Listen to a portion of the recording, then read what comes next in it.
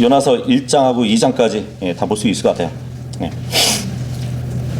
그러니까 하나님께서 요나를 불러가지고 이스라엘이 아니라 이방인의 나라 아시리아의 수도 니네베에 자신의 말씀을 전하도록 명령하셨죠. 근데 이 니네베가 죄악이 컸음에도 하나님은 이방인 그 니네베를 버리지 않으셨고 오히려 그들에게 깊은 관심을 보이셨다는 것을 또 보여주잖아요. 그죠? 이스라엘의 하나님일 뿐만 아니라 이방인의 하나님이기도 한다는 것을 보여준단 말이에요. 그래서 하나님은 이미 아브라함의 언약을 통해서 이방도 복을 얻게 될 것이라고 말씀을 하셨거든요. 그렇기 때문에 이방인에게도 관심을 갖고 계신 것이에요. 그런데 요나는 하나님의 면전을 피하려고 타르시스로 향하게 된 것을 볼 수 있습니다. 그러니까 하나님의 뜻에 불만을 갖고 반기를 든 거예요.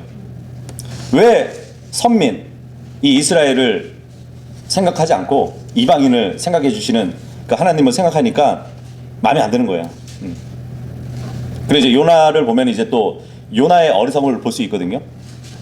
그러니까 하나님에 대한 무지라고 이렇게 봐야 될 것 같은데, 이 요나는 유대 지방을 떠나가지고 하나님의 면전을 피할 수 있다고 생각을 하고 도망을 한 것이단 말이죠. 그죠? 그래서 하나님의 명령을 거절하고 자신의 생각대로 도망가려고 했던 것이에요. 우리는 선택된 민족인데, 나는 이스라엘의 애연자인데 왜 내가 이방인에 가서 하나님의 말씀을 전해야 되냐. 그러니까 요나는 이방인도 사랑하시는 그 하나님의 사랑을 이해할 수 없었던 것이에요. 그래서 요나는 하나님의 명령과는 반대 방향인 서쪽 타르시시로 이렇게 향한 것이었어요. 도망가는 그 요나를 또 하나님이 그냥 두지 않으셨죠. 강한 바람을 일으키셔가지고 하나님께서 내리신 그 바람은 여러 가지 이렇게 반응을 불러일으켰는데, 주님께서 폭풍을 보내셔가지고 그 배하고 배에 탄 사람들을 위태롭게 만들었어요. 그죠? 그래서 선원들이 막 급하게 자기 수호신들을 부르는 장면을 우리가 봤단 말이죠. 그럼에도 불구하고 이 바람이 잠잠해지지 않으니까 이 재난이 도대체 누구한테 책임이 있는지 그것을 알아보기 위해서 제비를 뽑았던 것이에요. 근데 결국은 요나가 주범으로 드러났죠. 그래서 요나 당신은 누구이고 왜 이런 일이 일어났는지 알아보는 그 선원들을 봤습니다. 근데 이 요나는 예수님의 부활의 예표를 보여주는 예언자잖아요. 그죠? 근데 복음서에 보면은 예수님도 바다에서 막 폭풍이 막 일어났을 때 배가 흔들리고 뒤집힐 정도로 그러한 가운데 죽으셨다는 거 아세요? 그러면서 이제 제자들이 막 깨우는 장면이 있었잖아요. 그러한 예표도 보여준 인물이라고 또 볼 수 있겠죠. 오늘은 이제 8절부터 볼 겁니다. 저번 주도 이제 8절, 9절 봤는데, 좀 더 이제 보충 설명을 하기 위해서 8절, 9절, 함께 읽어볼게요. 시작. 그때 그들이 그에게 말하기를 우리가 너에게 간구하노니 이 해악이 누구 때문에 우리에게 임한 것인지 우리에게 말하라. 너의 직업은 무엇이냐? 또 너는 어디에서 오느냐? 너의 나라는 어디냐? 그리고 너는 어떤 백성에 속하느냐? 하였더라. 이에 그가 그들에게 말하기를 나는 히브리인이라. 그리고 나는 하늘의 하나님이신 주를 두려워하나니 그분께서 바다와 마른 육지를 만드신 분이시라 하였더라. 여기 이제 선원들의 질문이 나옵니다. 너는 어디에서 오느냐? 너의 나라는 어디냐? 그리고 너는 어떤 백성에 속하느냐? 그죠? 세 가지 질문을 지금 하고 있는데 요나는 하나의 답변만 해요. 나는 히브리인이라. 그죠? 사람들의 질문이 여러 가지였던 것과 달리 요나의 대답은 매우 간단 명료했어요. 그리고 그 대답에서는 요나의 자신의 신앙까지 밝히고 있거든요. 나는 히브리인이라. 이 표현은 이 당시에 이스라엘 사람들이 외국인들에게 자신을 알릴 때 주로 사용한 표현이에요. 창세기 40장 15절에 보면 요셉이 감옥에서 음료 관리장에게 자신을 소개할 때 나는 히브리인이라고 이렇게 말을 했었죠.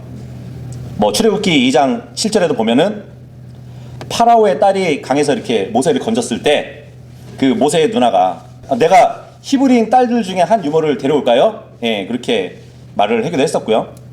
그리고 사무엘상 4장 6절에 보면은 이 필리스타인 사람들이 이스라엘을 향해서 히브리인들의 진영이라고, 예, 그렇게 또 표현도 했었어요. 예. 뭐 창세기 39장 14절에 보면은 파라오의 경호대장 포티파의 아내, 예, 요셉을 어떻게 동침하려고 여러 번 유혹하다가 실패했잖아요. 그렇게 실패하니까 나중에 이렇게 불만을 표할 때 우리를 농락하려고 이 히브리인을 들여왔다고 집안에, 예, 그렇게 또 표현을 한단 말이죠. 어쨌든 요나가 나는 히브리인이라고 이렇게 대답했을 때는 이방인들은 바로 알아들었어요.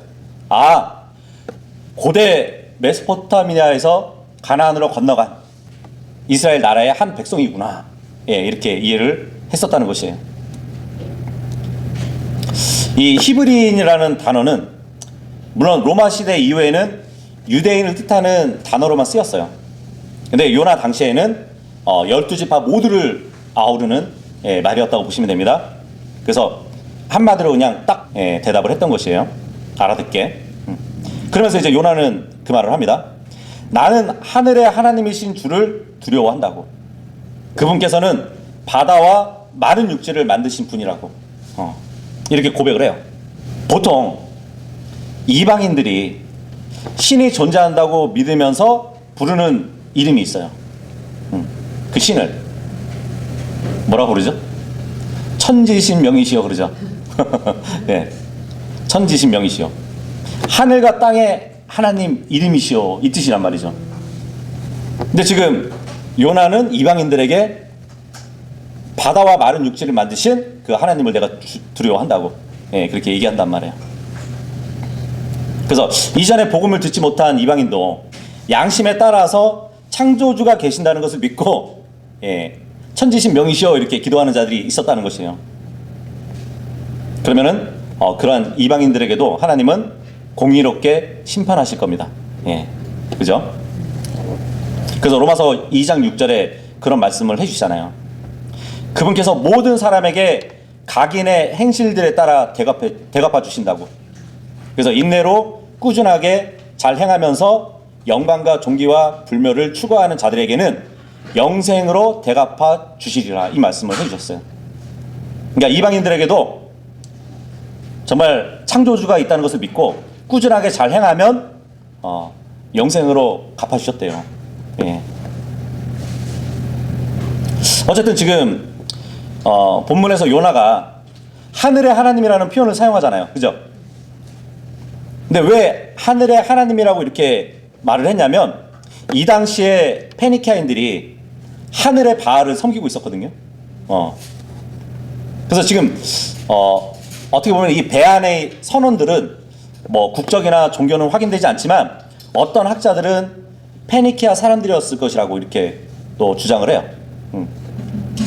뭐 그 외 다른 사람들은 다양한 나라의 출신으로 다양한 종교를 대표했을 거라고 이렇게 설명도 하는데, 그런 배경에서 비춰보면 페니키아인들이 하늘의 바알을 섬겼던 그 배경에서 요나의 대답은 하늘의 하나님이라고 이렇게 고백한 것은 그 선원들에게 상당히 도전적인 선포를 했었다고 이렇게 이해해 볼 수 있거든요. 거기에다가 요나가 하나님을 바다와 육지를 지으신 창조주로 이렇게 소개했다는 것은 지금 상황이 막 배가 뒤집힐 정도로 급박한 상황이잖아요. 그죠? 그때 매우 설득력 있는, 예, 고백이었다고 볼 수 있겠죠. 자, 그리고 다시 본문에 보면은 선원들의 질문 중에 하나가 이거예요. 너희 직업이 무엇이냐고. 그죠? 근데 요나는 직업에 대해서 지금 직접 대답하진 않았어요. 그죠? 그래서 몇몇 변개된 구약 필사본에는 이 질문이 없어요. 변개된 70인역에도 보면은 너희 직업이 무엇이냐, 이 말씀이 빠져 있어요. 아마도 이제 요나의 답변이 없는 것으로 봤을 때 이 선원들이 이 질문을 하지 않았을 것이라고 생각을 한 거예요. 단순하죠? 근데 이런 질문에 내용이 없다면 오히려 내용 전개가 더 어색해 되어버려요. 10절을 보세요. 10절을 보면은 요나는 자신의 직업을 묻는 자들에게 하나님의 애언자라고 말했을 것으로 보여진단 말이에요. 10절 읽어보겠습니다. 시작. 그때 그 사람들이 극도로 무서워하며 그에게 말하기를 어찌하여 네가 이런 일을 행하였느냐 하였더라.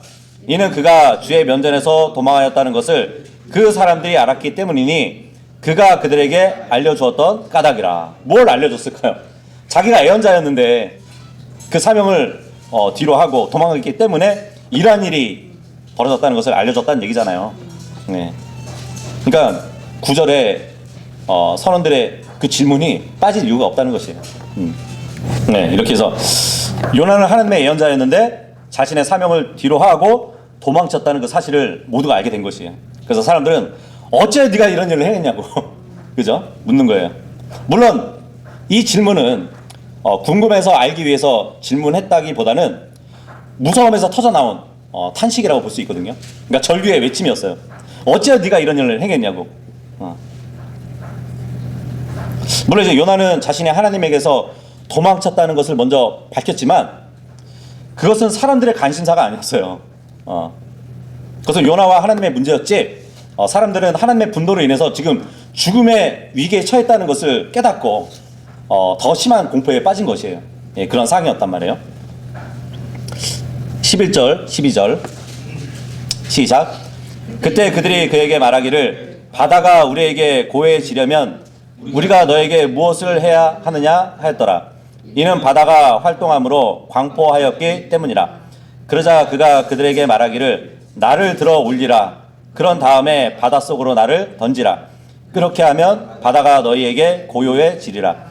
이는 나 때문에 이 커다란 강풍이 너희 위에 임한 것을 내가 알기 때문이라 하였더라. 예. 바다가 우리에게 고요해지려면 우리가 너에게 무엇을 해야 되냐. 예. 지금 선원들이 예기치 못한 상황에 처해있긴 했지만 요나가 심각한 범죄자가 아니었기 때문에 선원들은 요나를 어떻게 하지 못했어요.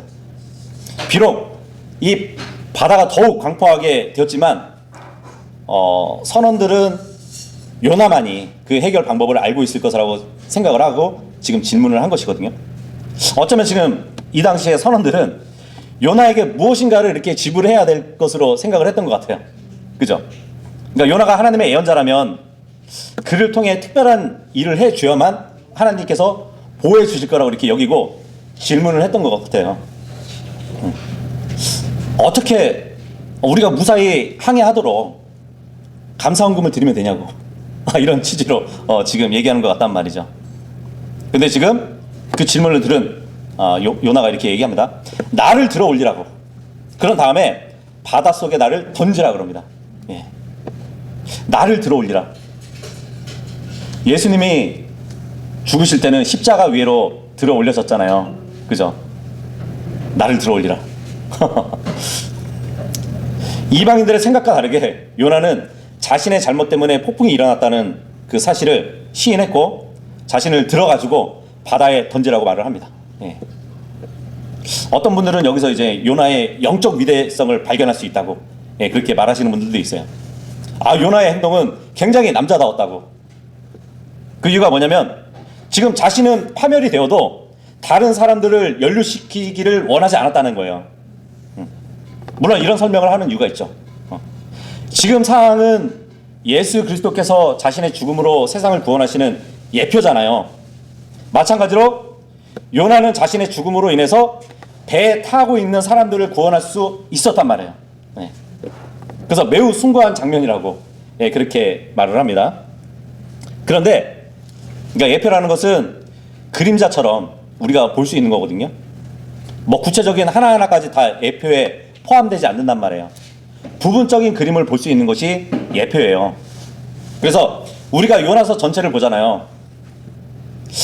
이 요나가 희생을 했다는 그 희생 정신은 찾아볼 수가 없어요. 그래서 지금 요나가 나를 바닷속으로 던지라 이 말은 요나의 이기적인 행동이라는 것을 알 수 있거든요. 지금 니네베로 가기 싫은 요나에게 있어서 지금 내가 죽는 것보다 더 잘 피할 길은 없다고 생각을 한 거예요. 그러면서 스스로 죽음을 택하는 것 같지만 결국은 선원들에게 자신을 던지라면서 죄 없는 자들에게 피를 묻히게 만드는 것이에요, 지금. 예수님은 죄인을 위해서 피를 흘리신 분이잖아요. 근데 요나는 자신을 선원들에게 던지라고 하면서 그들에게 죽음의 책임을 넘기려고 하는 그 장면을 우리가 보고 있는 것이란 말이에요. 13절 읽겠습니다. 시작. 그럼에도 불구하고 그 사람들은 힘들게 노를 저어 선박을 육지에 대려고 하였더라. 그러나 바다가 활동하며 그들을 거슬러 광포하였기 때문에 그들이 그렇게 할 수 없었더라. 예. 이 구절을 보면은 선원들은 섣불리 요나를 던지려고 하지 않았어요. 그죠? 요나의 말대로 하지 않았고 바다에 던지지 않았어요. 모르겠어요. 요나의 하나님이 그렇게 극단적인 분이실까? 그렇게 생각을 했던 것 같아요. 그래서 오히려 다른 방법을 사용해서 살아보려고 힘들게 노를 저으면서 선박을 육지에 대려고 지금 노력을 하고 있는 것을 볼 수 있습니다. 사실 지중해 바다가 매우 넓어요. 그래서 지중해를 항해할 때는 바다 한가운데로 가지 않습니다. 해안선을 따라서 이동을 해요. 그게 안전하기 때문이에요. 해안선을 따라서 여행하는 것이 이 고대에 항해하던 선박들의 간습이었단 말이에요. 그래서 배를 육지에서 멀리 떨어져 있지 않는 가운데서 항해를 해야 나중에 위급할 때 그 육지로 갈 수 있었고, 그리고 잠시 쉴 때도 육지로 이렇게 언제든지 가서 쉴 수 있도록 해안선을 따라서 여행을 했단 말이에요. 어쨌든 지금 선원들의 행동을 보니까 예수님을 빌라도한테 넘겼던 유대인들하고 또 이렇게 비교가 되죠. 그 유대인들은 스스로 그분의 피를 우리와 우리의 후손들에게 돌리라고 그렇게 했었잖아요. 근데 지금 여기 배의 선원들은 그렇게 하지 않고 이 요나를 죽이기보다는 오히려 다른 방법으로 살아보려고 하는 그러한 상황을 볼 수 있단 말이죠. 근데 요나는 자신을 바다에 던지라고 선원들한테 말을 했어요. 근데 선원들은 스스로 살아보려고 노력하는 그 모습을 보게 된단 말이죠. 이것은 마치 또 사람들이 도덕적인 노력을 막 기울이면서 또 종교적으로 열심히 살아가는 모습을 보여주고 있지 않나요? 그죠? 예수님 한 분의 희생으로 인해서 구원을 받을 수 있는 건데 그 예수님을 바라보지 않고 스스로 막 살아가려고 하는 그 사람들을 보여준단 말이에요. 그래서 계속 그렇게 살아봐야 배가 바다에 침몰하듯이 결국에는 종교적인 사람들의 종착지는 지옥으로 갈 수밖에 없는 것이에요. 지금 선원들은 결국 아무 소용이 없었기 때문에 급기야 주님을 부르짖는 것을 보게 됩니다. 내가 노력해서 내 혼이 죄에서 구원받는 것이 아니라 나를 대신해서 죽으신 그 예수님을 내 안에 모셔야 구원받는 것이구나 하는 것을 깨닫게 되는 것과 마찬가지예요. 그래서 로마서 10장 13절에 보면은 이는 누구든지 주의 이름을 부르는 자는 구원을 받을 것이기 때문이라 이 말씀이 있잖아요. 14절에서 16절까지 읽겠습니다. 시작. 이러한 이유로 그들이 주께 부르짖으며 말씀드리기를 저희가 당신께 비나이다. 오 주여 저희가 당신께 비나이다. 이 사람의 생명으로 인하여 저희가 죽지 않게 하시고 무고한 피를 저희 위에 두지 마소서. 오 주여 이는 그것이 당신을 기쁘게 해드리는 대로 당신께서 행하셨기 때문이다 하였더라. 그렇게 하여 그들이 요나를 위로 들어 바닷속으로 그를 던졌더라. 그러자 바다가 그녀의 맹위를 떨쳤던 그것을 그쳤더라. 그때 그 사람들이 주를 지극히 두려워하였고 주께 희생 제물을 바치며 서원들을 하였더라. 이제 사람들이 하나님의 예언자를 바다에 던지는 것은 도박과도 같았을 것이에요. 그죠? 만약 던졌는데 요나가 섬기는 하나님이 더 진노하셔가지고 바다에 요나를 던진 것이 아무 효과가 없게 되면 무죄한 자를 죽이게 된 것이잖아요. 그죠? 그래서 선원들은 하나님의 예언자 하나를 죽게 해서 그분을 더 성나게 하지 않을까 그런 걱정하는 가운데서 던졌을지는 모르겠습니다. 근데 그런 이유로 이제는 자신들의 신들을 향한 기도가 아니라 주님을 향한 기도를 드리는 것을 보게 돼요. 요나를 바다에 던지면서 무고한 피를 자기들에게 돌리지 말라고 그렇게 간구한단 말이에요. 그러니까 이런 행동은 자기들의 의사와는 무관하니까 요나의 죽음에 대한 보응을 면하게 해달라고, 그러한 의미로 기도를 하는 것이었거든요. 그만큼 선원들은 요나를 바다에 던져 죽게 하는 것에 대한 두려움을 느꼈던 것이에요. 어느 정도 양심적인 사람들이었다는 것을 또 보게 되죠. 그죠? 그러면서도 선원들은 그것이 당신을 기쁘게 해드리는 대로 당신께 행하셨기 때문이다, 이 말을 하고 있습니다. 이 말은 정말 믿음에서 나온 말이에요. 믿음에는 행위가 따라야 되잖아요. 그래서 당신께서 행하셨다는 것을 믿고 요나를 들어서 던집니다, 이거예요. 그래서 요나를 바다에 던진 후에 바다가 잔잔해진 그 사실은 정말 폭풍의 원인이 전적으로 요나에게 있었다는 것이 또 증명이 되었다는 것을 보여주고 있습니다. 그리고 하나님께서 요나를 바다에 던진 그 책임을 선원들에게 전혀 묻지 않았다는 사실로 인해서 선원들은 하나님이 살아계심을 충분히 깨닫게 되었다는 것이에요. 그죠? 그러면서 16절 보니까 그때 그 사람들이 주를 지극히 두려워하였고 주께 희생 제물을 바치며 서원들을 하였더라, 이 말씀을 해주고 있어요. 그러니까 선원들이 자기들이 행한 일로 인해서 그 결과를 보고 주님께서 바다를 다스리고 계신다는 사실을 깨달았다는 것이에요. 자연보다 더 크신 하나님께 두려움을 가졌다는 것이에요. 그러면서 하나님께 희생물을 바치고 서원을 했대요. 근데 좀 이상하죠? 배에서 어떻게 희생물을 드리죠? 보통 제단에 불을 피워가지고 짐승을 태우는 일이 희생 제물을 바치는 일이잖아요. 근데 배는 뭘로 만들어져 있죠? 나무로 만들어져 있잖아요. 나무 위에서 어떻게 불을 지펴가지고 희생물을 드렸을까요? 그래서 어떤 분은 이 본문을 봐라, 16절에 그때라고 하니까 그때 드린 건 맞는데 배 위에서 불을 피울 수 없었기 때문에 곡식을 제물로 바쳤다고, 그렇게 얘기를 해요. 그러니까 그 곡식을 바다에 던졌다는 얘기예요. 뭐 그렇게도 보여지기도 하지만 정말 그렇게 봐야 될까요? 아마도 해안에 도착하자마자 희생물을 드렸을 것이라고, 그렇게 보여지기도 합니다. 그러면 말이 되지 않지 않냐고. 성경은 그때라고 했으니까 그 배에서 드려져야 맞는 것이지 왜 해안가에 가서 희생물을 드렸다면 그때라는 말이 들어가 있는 것이 말이 안 되지 않냐. 그죠? 그렇게 또 볼 수 있단 말이죠. 자, 그런데 잘 이해를 해야 돼요.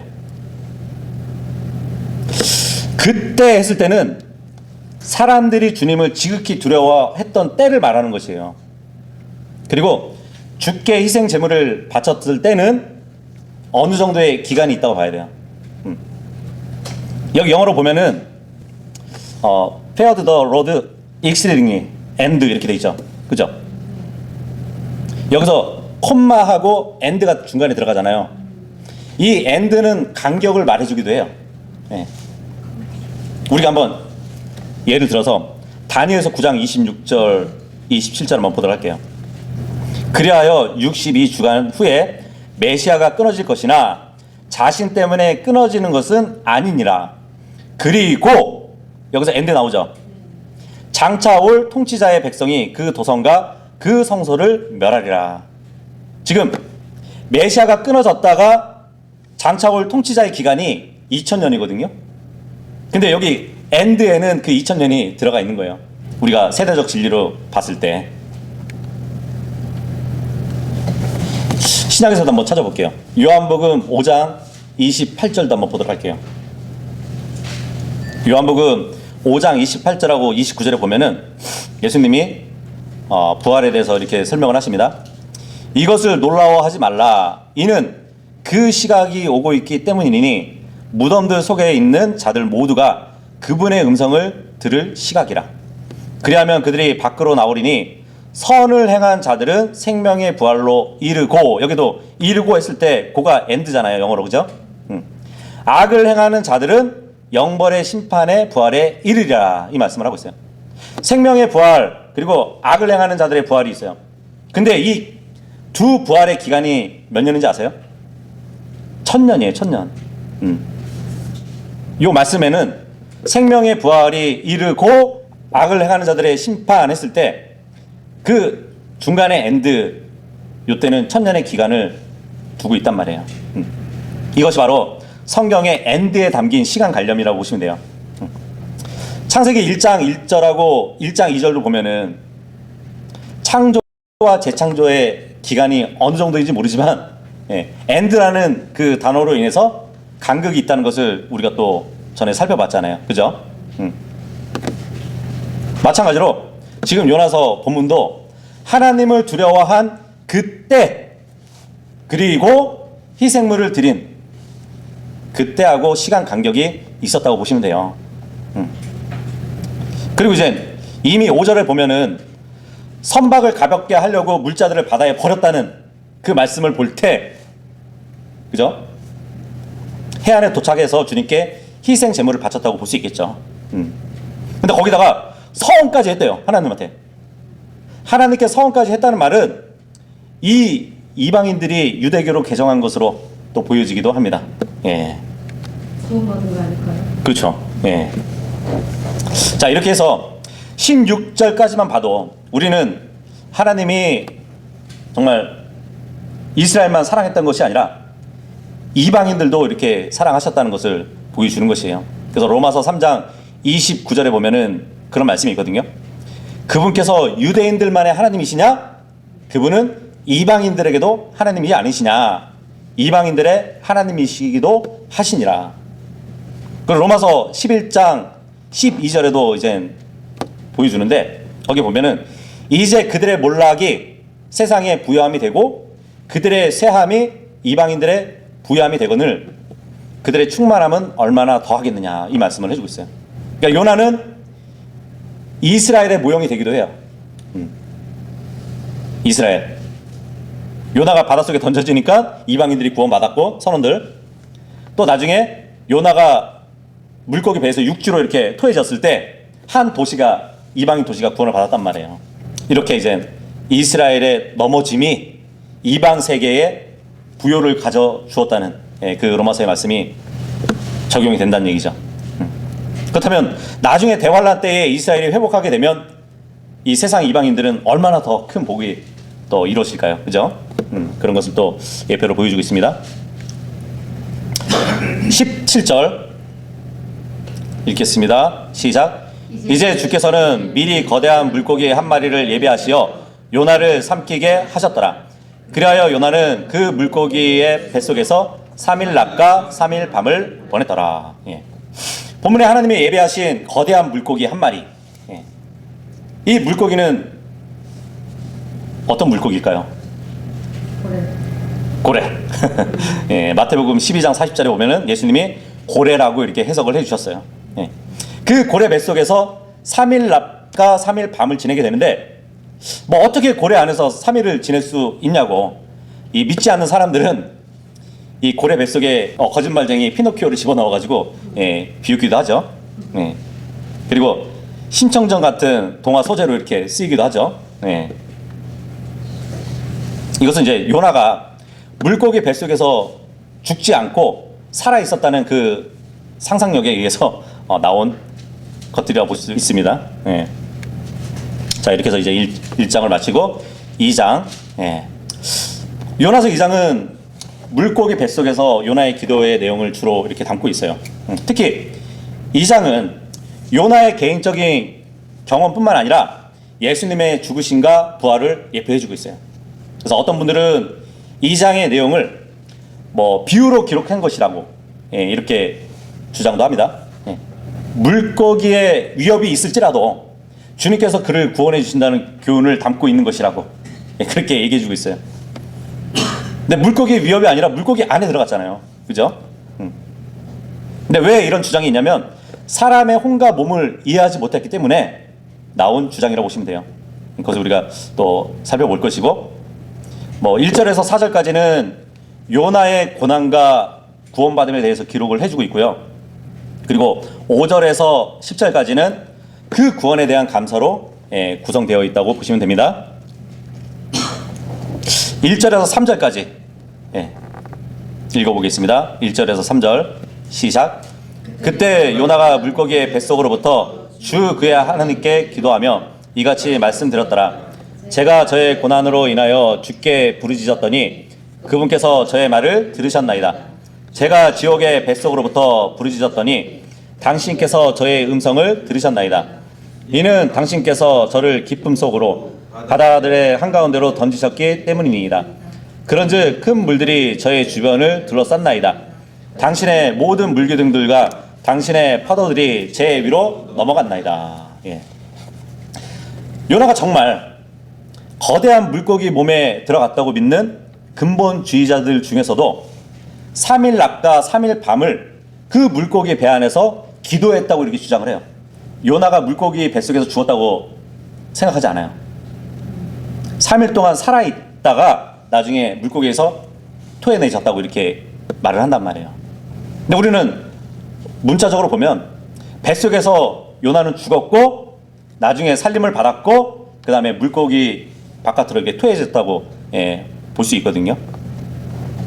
근데 왜 근본주의자들이 그렇게 주장을 하냐면 1절에 요나가 물고기 뱃속에서 하나님께 기도하고 있잖아요. 살아있기 때문에 기도하는 거 아니냐 그렇게 얘기한단 말이에요. 그렇다면은 지금 1절에 요나가 물고기 뱃속에서 기도하는 이 시점을 우리가 제대로 알아야 돼요.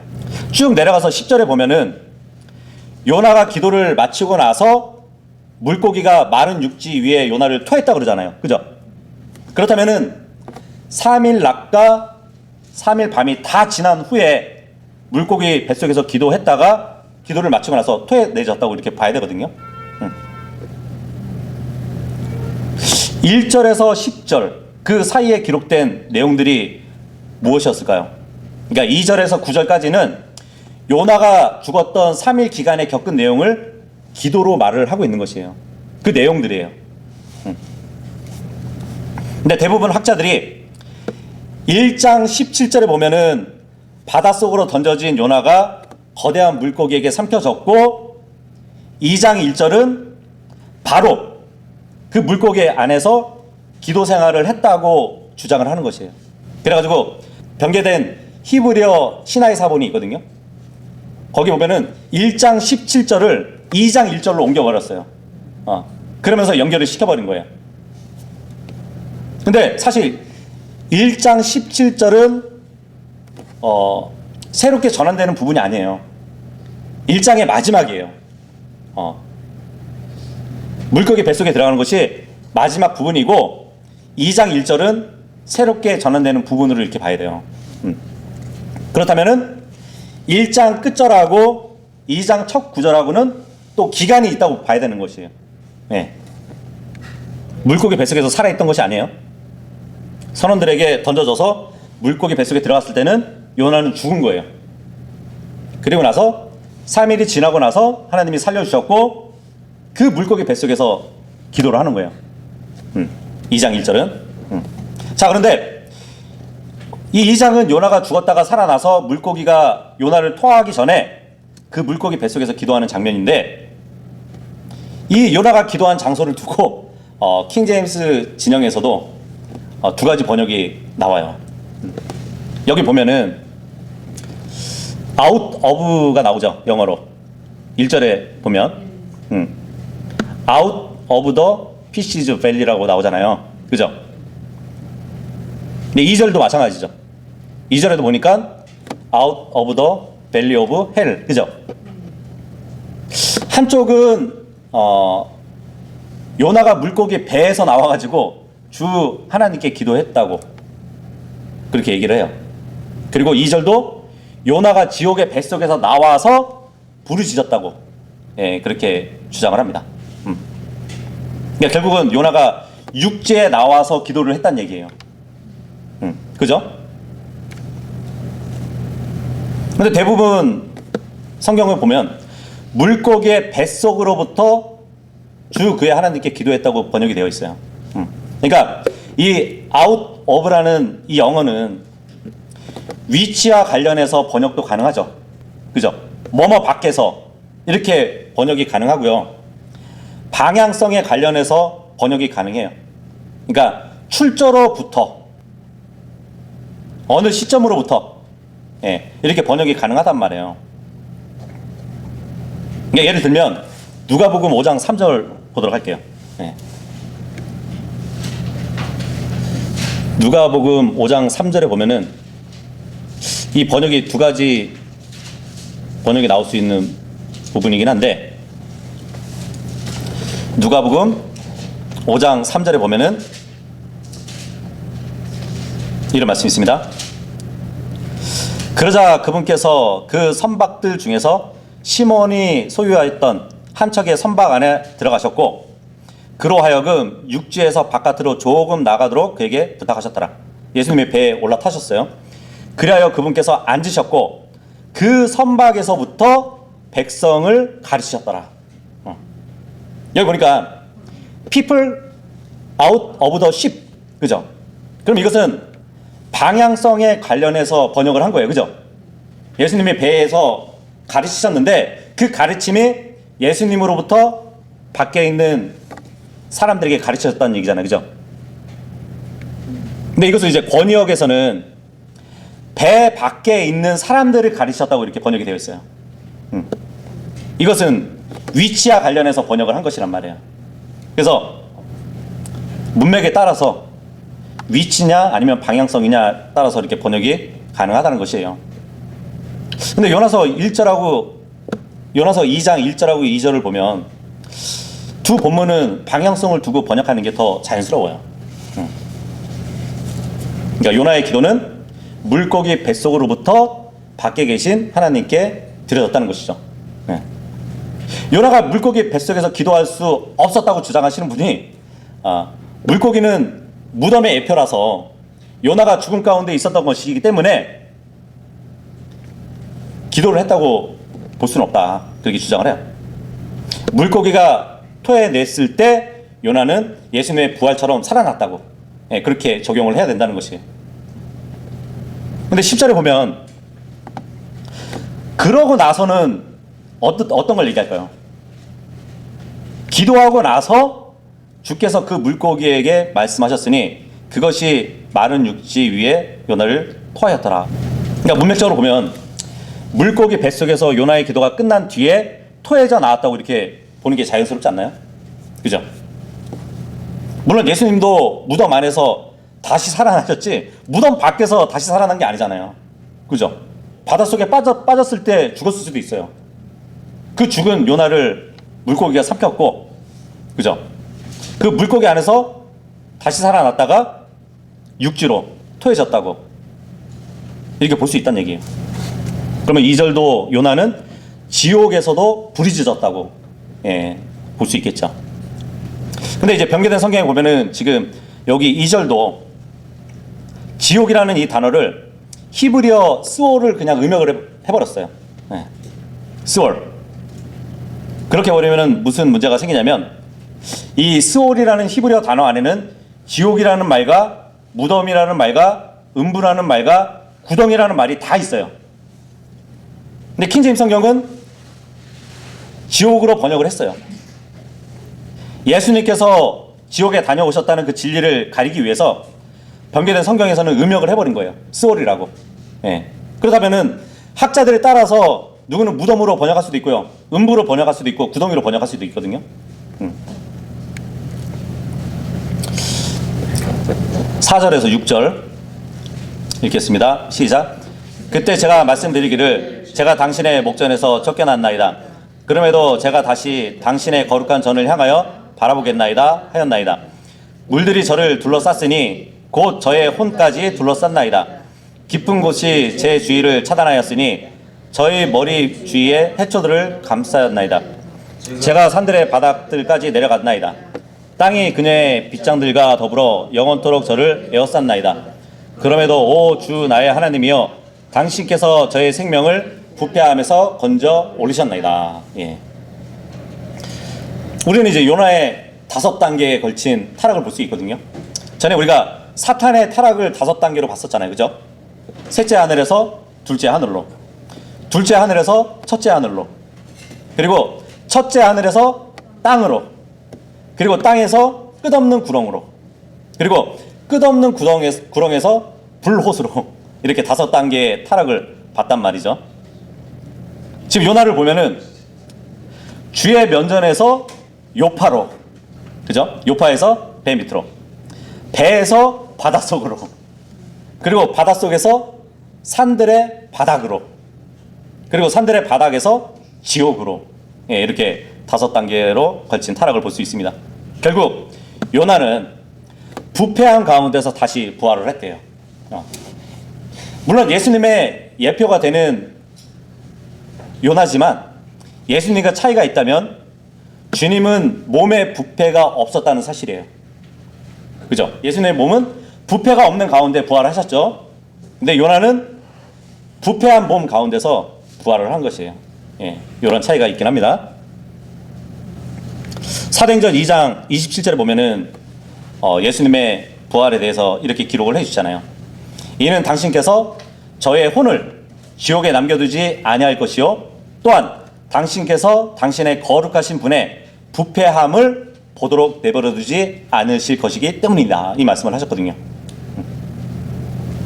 자, 그리고 예수님께서 부활하신 그 나이를 우리가 40세로 봤죠. 뭐 프리메이슨 33도와 관련한 뭐 33세 반, 예, 이게 아니라 시험의 숫자 40세에 예, 부활을 하셨어요. 보통 우리도 불혹의 나이 하면은 40세라고 하잖아요, 그죠? 불혹이 뜻이 뭔지 아세요? 불혹의 나이 했을 때 이 불혹이라는 뜻은 유혹에 흔들리지 않은, 어떤 것에 대해서도 의혹되지 않은 완전한 삶, 예, 이런 뜻이 있어요. 히브리서 4장 15절에 보면은 그런 말씀이 있잖아요. 우리에게 계신 한 대제사장은 우리의 연약함들을 공감하지 못하는 분이 아니시기 때문이다. 오히려 모든 점들에서 우리가 그러한 것들처럼 시험을 받으셨으나 그럼에도 죄는 없으신 분이시니라. 예. 시험을 받았지만 죄가 없으신 분이래요. 이 불혹이라는 말은 유혹에 흔들리지 않는, 예, 이런 뜻을 갖고 있거든요. 그리고 사람이라는 것은 40세까지 유익된 그 균이 몸을 차지하고 있어요. 이제 40세 이후로는 몸에 해로운 균이 몸을 차지한다고 합니다. 예. 그러니까 40세까지는 숙성된 사람이라면 그 후로는 늙어져 간다는 것이에요. 예. 그러니까 예수님은 인간적으로 숙성된 나이, 예, 그때 죽으셨다가 다시 살아나신 것이에요. 자, 7절하고 8절 읽겠습니다. 시작. 저의 혼이 제 안에서 탈진하였을 때 제가 주를 기억한나이다. 그런즉 저의 기도가 들어가 당신께 이르렀나니 곧 당신의 거룩한 전 안에 이르렀나이다. 거짓말하는 헛된 자들의 말들을 준수하는 자들을 자기 자신의 자비를 저버리나이다. 그러나 저는 감사들을 드리는 음성으로 당신께 희생 제물을 드리겠나이다. 저는 제가 서원한 것을 갚겠나이다. 구원은 주께 속하나이다. 예. 요나는 죽음 가운데서 주님을 기억했대요. 그리고 기도했대요. 거짓말하는 자들과 다르게 주님께 감사를 드리고 희생 제물을 드리고 또 서원했다고 말씀을 하고 있습니다. 그러니까 자신의 잘못을 시인한 요나는 어쩌면 자기를 지옥에서 끌어올리시고 다시 살려주신다면 주님의 명령대로 이행하겠다고, 예, 그러한 서원을 했을 것이라고 또 보여지네요. 그죠? 그래서 살려주신 것이에요. 10절 시작. 그러고 나서 주께서 그 물고기에게 말씀하셨으니 그것이 마른 육지 위에 요나를 토하였더라. 예. 이 요나의 죽음 가운데서 외치는, 예, 그 부르짖음은, 예, 하나님의 구원의 시작점이었어요. 예, 요나는 자신의 무능함을 인정하는 그 순간에, 예, 하나님의 권능이 임하는 것을 체험하게 된 것이에요. 예. 그래서 절망의 순간에 자비와 은혜가 충만하신 그 하나님의 구원을 받았던, 예, 요나에게 있어서는 정말 기쁨과 감사의 기도가 나올 수밖에 없었을 것입니다. 그죠? 마찬가지로 현실의 어려움과 고난 속에서도 정말 하나님의 도우심을 바라보고, 예, 기뻐하는, 예, 그러한 신앙생활이 바로 성도의 올바른 모습일 것이에요. 그래서 우리는 언제나, 예, 우리의 기도를 들어주시는 그 하나님께 감사할 수 있는 모두가 되시기를 바라겠습니다. 네.